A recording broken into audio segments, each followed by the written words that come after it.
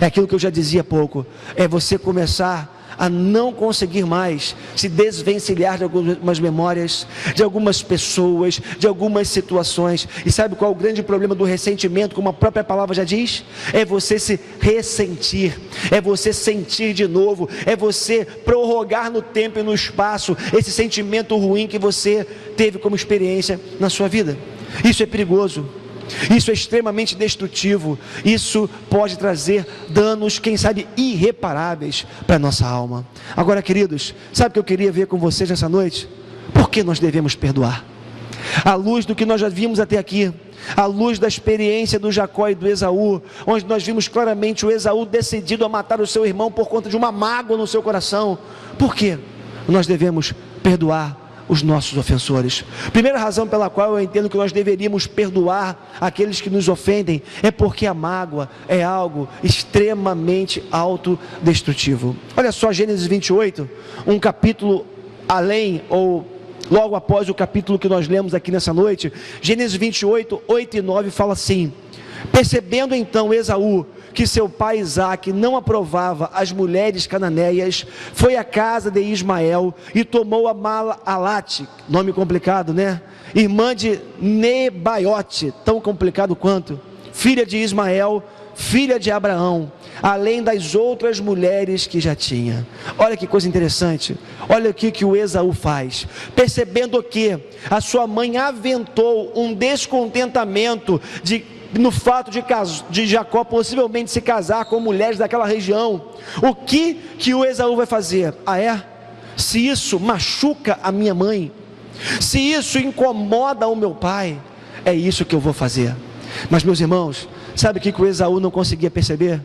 Que embora ele achasse que a sua atitude de casar com mulheres daquela região, daquele povo que de alguma forma afrontava os seus pais, por mais que ele pudesse achar que isso fosse uma afronta aos seus pais, na verdade, queridos, o que estava acontecendo é que o Esaú estava fazendo mal para ele mesmo, porque ele sabia que a vontade de Deus não é que ele se casasse com as mulheres daquela terra. Consequentemente, isso traria consequências ruins para a sua vida. É mais ou menos assim. Toda vez que a gente está machucado com alguém, ferido com alguém, a gente acaba entrando por caminhos autodestrutivos. Alguém já disse, e eu achei isso um tanto interessante, alguém já disse certa vez que a mágoa é como beber um copo de veneno pensando que o outro é que vai morrer. Gente, vamos tomar cuidado com isso, porque às vezes, magoados como nós estamos, nós acabamos jogando pedras nos outros, achando que os outros vão ser acertados, mas o problema é que essas pedras voltam para nós mesmos. E o que acontece é que às vezes nós acabamos adotando posturas equivocadas na nossa vida. Isso é muito uma postura adolescente, né? Já percebeu como é que adolescente faz?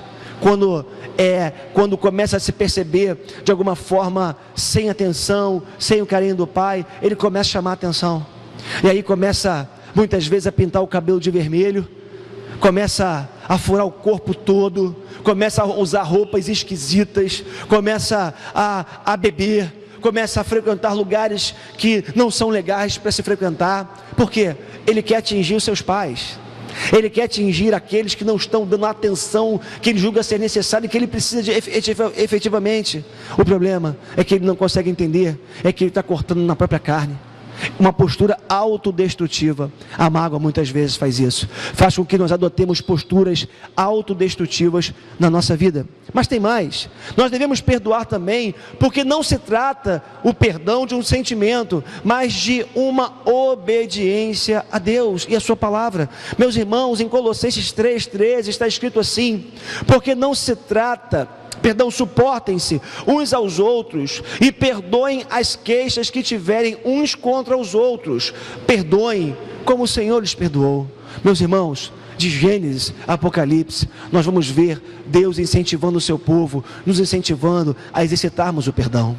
Certa vez alguém perguntou para Jesus quantas vezes deveria perdoar o seu irmão, ou perdoar o seu próximo, ou o seu ofensor. Jesus falou: vai e perdoe 70 vezes 7. Dando um número correspondente ao infinito, a uma infinidade de vezes. Ou seja, quantas vezes lhe fizerem mal, perdoem, Queridos, não se trata de sentimento. Se nós ficarmos esperando o sentimento, se ficarmos esperando uma motivação boa, um desejo bom, algo nobre no nosso coração para perdoarmos o nosso ofensor, nós não sairemos do lugar.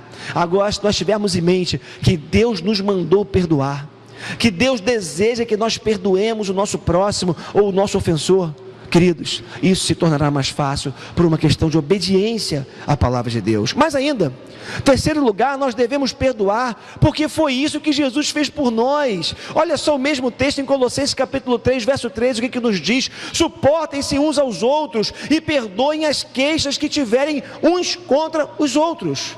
Perdoem como o Senhor lhes perdoou. Meus irmãos, quando Jesus vai para a cruz do Calvário, e ali ele é crucificado, e naquela cruz ele derrama o seu sangue, os seus pés são cravados naquela cruz, as suas mãos cravadas naquela cruz, uma coroa de espinhos colocada na sua cabeça, uma lança cortando o seu lado. Tudo isso aconteceu para que o meu pecado e o seu pecado fosse perdoado. Você só está aqui nessa noite porque um dia Jesus morreu na cruz do Calvário por você. Ele derramou o seu sangue, sangue inocente, para perdoar-nos dos nossos pecados. Esse é o presente de Deus para você e para mim. Essa é a manifestação de graça na sua vida e na sua vida. É o melhor de Deus para mim e para você. Se Ele foi capaz de nos perdoar quando nós éramos pecadores, se Ele foi capaz de fazer isso por nós, meus irmãos, por que nós não haveremos também de perdoar os nossos ofensores? Mas ainda, nós devemos perdoar, porque se por um lado nós somos vítimas muitas vezes, por outro lado, em tantas outras vezes nós somos os algozes. É mais ou menos assim. Hoje eu estou chorando porque alguém me feriu, mas eu tenho uma capacidade tão grande de acreditar que eu não cometo mal a ninguém, que eu não consigo ferir ninguém, ou que eu não venho a ferir ninguém.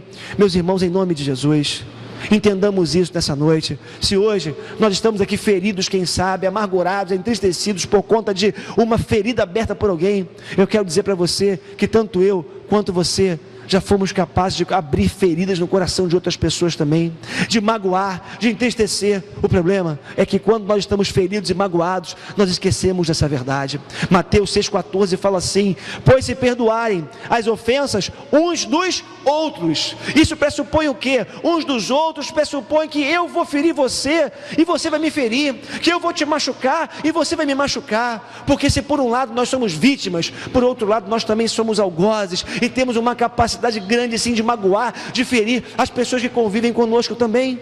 Mas nós também, meus irmãos, precisamos perdoar, porque o perdão sabota os planos do inferno. Oh, que coisa bonita e gostosa de falar! O perdão sabota os planos do diabo e do inferno. Lá em 2 Coríntios capítulo 2, versos 10 e 11 fala assim: se vocês perdoarem ou perdoam alguém, eu também perdoo. E aquilo que perdoei, se é que havia alguma coisa para perdoar, perdoei na presença de Jesus, por amor a vocês, a fim de que Satanás não tivesse vantagem sobre nós, pois não ignoramos as suas intenções. Sabe qual é a intenção do inferno? Sabe qual é a intenção do diabo? Que o teu coração continue amargurado, acorrentado, preso e não libere esse perdão. Porque o diabo sabe que aonde há a falta de perdão, aonde reina a discórdia, aonde reina a inimizade, aonde reina a mágoa, queridos, o diabo sabe que quando isso acontece, há um grande potencial para ele continuar agindo da forma que ele deseja. O diabo não quer ver relacionamentos saudáveis. O diabo não quer ver um lar harmonioso. O diabo não quer ver uma igreja saudável nos seus relacionamentos, como está no Salmo 133, ó quão bom e quão suave é que os irmãos vivam em união. O diabo sabe, ele sabe que se a mágoa perdurar no coração de alguém, isso terá o poder de minar os relacionamentos e afetar ainda mais os outros relacionamentos ao redor.